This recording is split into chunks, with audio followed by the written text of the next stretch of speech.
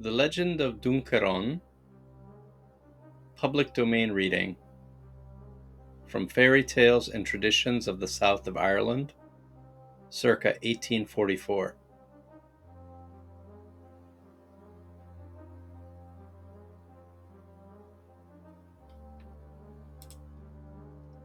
The Lord of Dunkerron.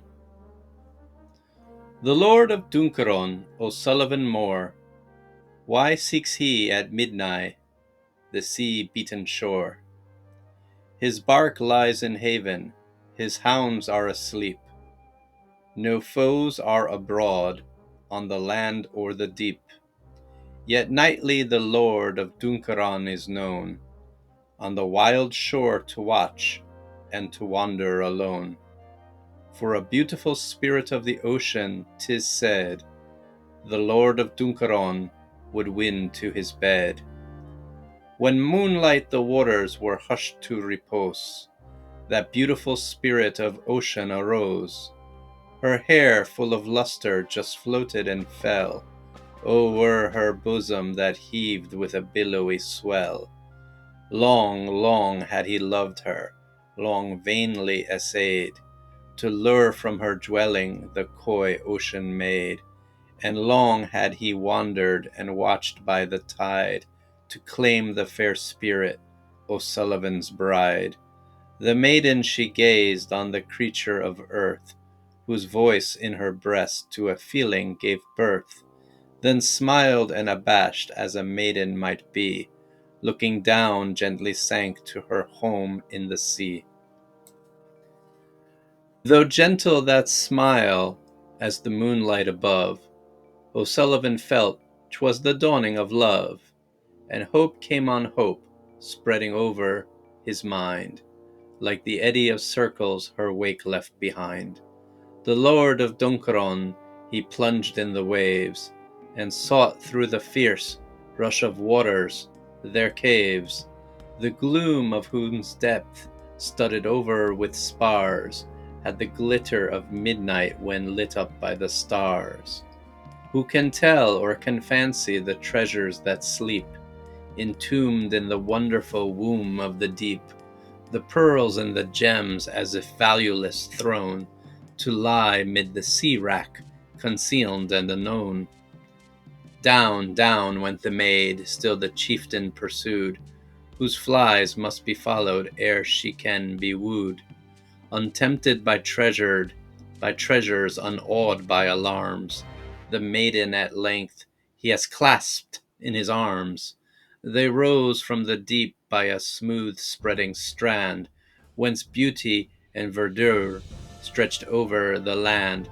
'Twas an isle of enchantment, and lightly the breeze, with a musical murmur, just crept through the trees. The haze-woven shroud of that newly born isle softly faded away from a magical pile, a palace of crystal whose bright beaming sheen had the tints of the rainbow, red, yellow, and green, and grottos fantastic in hue and in form were there as flung up, the wild sport of the storm. Yet all was so cloudless, so lovely and calm, it seemed but a region of sunshine and balm.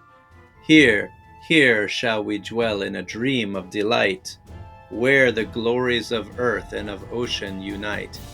Yet, loved son of earth, I must be far from thee. There are laws which in spirits are bound to obey. Once more must I visit the chief of my race. His sanction to gain air, I meet thy embrace. In a moment I dive to the chambers beneath. One cause can detain me, one only, 'tis death. They parted in sorrow with vows true and fond. The language of promise had nothing beyond. His soul, all on fire, with anxiety burns. The moment is gone, but no maiden returns. What sounds from the deep meet his terrified ear? What accents of rage and of grief does he hear?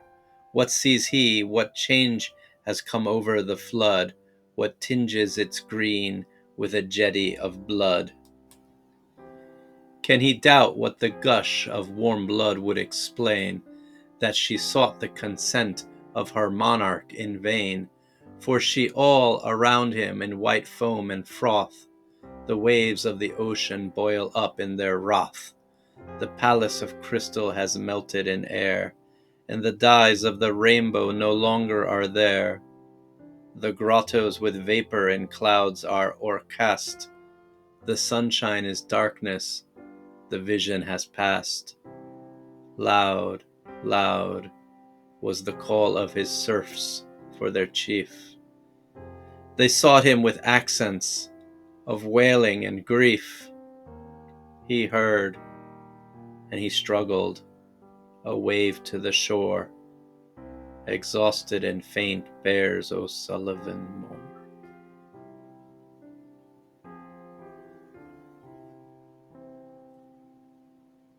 Thank you for listening to this ballad. Please subscribe and share.